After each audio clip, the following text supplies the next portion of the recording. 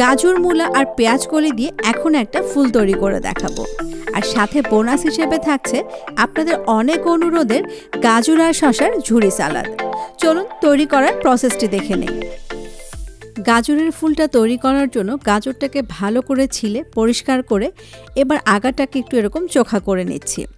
ঠিক অনেকটা পেন্সিলের আগা যেরকম দেখতে হয় ওরকমই। 3 পাশ থেকে করতে হবে, কারণ আমি 3টা পাপড়ি বানাবো। একটু ভালো করে লক্ষ্য করলে আপনারা বুঝতে পারবেন। হয়ে গেছে। এবার এক একটা পাশ থেকে আমি একটা করে পাপড়ি তৈরি করে নিচ্ছি। আচ্ছা, পুরোটা কিন্তু কেটে ফেলবো না, একটু কিন্তু নিচে লাগিয়ে রাখতে হবে। প্রথম পাপড়িটা যেই পর্যন্ত কাটা শেষ করেছিলাম, দ্বিতীয় পাপড়িটাও কিন্তু ঠিক সেই পর্যন্ত কেটে নিতে হবে। ঠিক একইভাবে 3 পাশ থেকে আমি 3টা পাপড়ি করে নিলাম। এবার একটু টানাটানি করলে কিন্তু দেখবেন ফুলটা খুলে আসবে।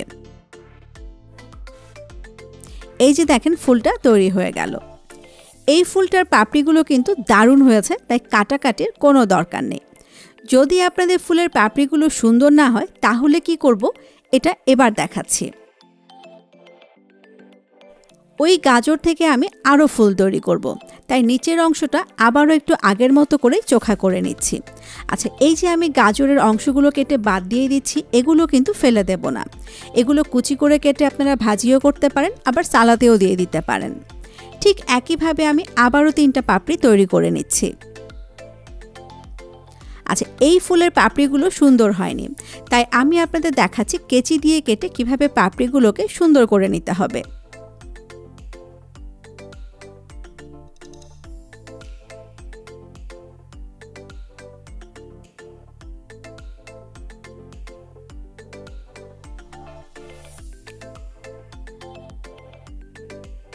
দেখেন, দেখতে কিন্তু একটা কলির মতো লাগছে।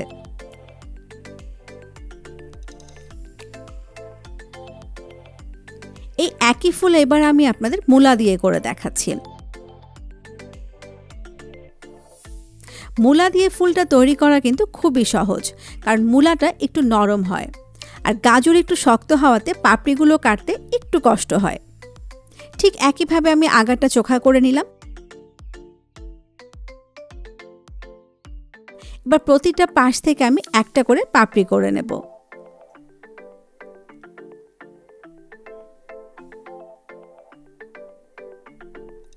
প্রথমবার হয়তো পাপড়িগুলো ভালো নাও হতে পারে, 2-1বার চেষ্টা করলে বা প্র্যাকটিস করলে কিন্তু দেখবেন আমার চেয়েও সুন্দর ফুল আপনারা তৈরি করতে পারবেন।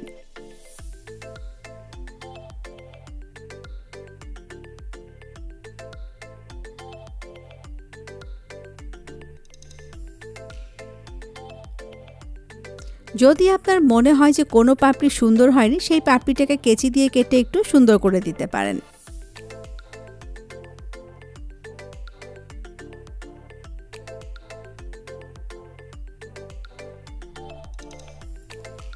হয়ে গেল। দেখলেন তো গাজর আর মূলা দিয়ে কত সহজে আমি আপনাদের ফুল তৈরি করে দেখালাম। এই একই মূলা থেকে আমি আরও ফুল তৈরি করব, তাই আবারও আগাটাকে চোখা করে নিয়ে ঠিক আগের প্রসেসে আমি পাপড়িগুলো কেটে নেব।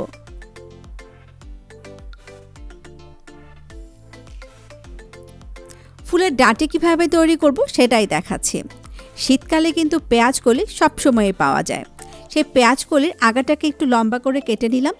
এবার ফুলটার মাঝ বরাবর একটা টুথপিক গেঁথে দিলাম। একটু ভালো করে লক্ষ্য করুন আমি কি করছি।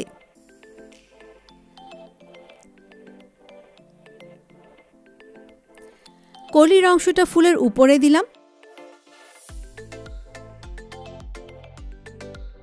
পেঁয়াজ কলির নিচের অংশটা ফুলের নিচে দিলাম।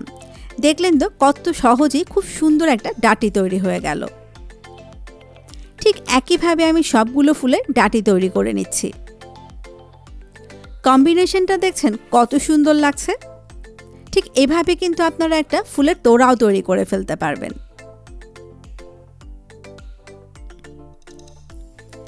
এবার দেখাচ্ছি ঝুরি সালাদ।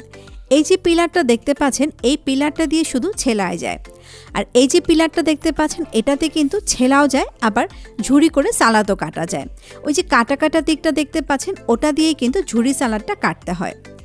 আর এই পিলারগুলো আপনারা বড় বড় ক্রোকারিজের দোকানে কিন্তু 100 টাকার ভেতরেই পেয়ে যাবেন। আমি এটা কিনেছিলাম গত বছর বাণিজ্য মেলা থেকে। বাণিজ্য মেলায় কিন্তু এই ধরনের পিলারগুলো খুব ভালো পাওয়া যায়। আর কিভাবে কাটছি একটু লক্ষ্য করুন। দেখেন কত সুন্দর লম্বা লম্বা হয়েছে। হাতে নিয়ে কাটতে সমস্যা হলে এভাবে চপিং বোর্ডের উপর রেখেও কিন্তু কাটতে পারেন।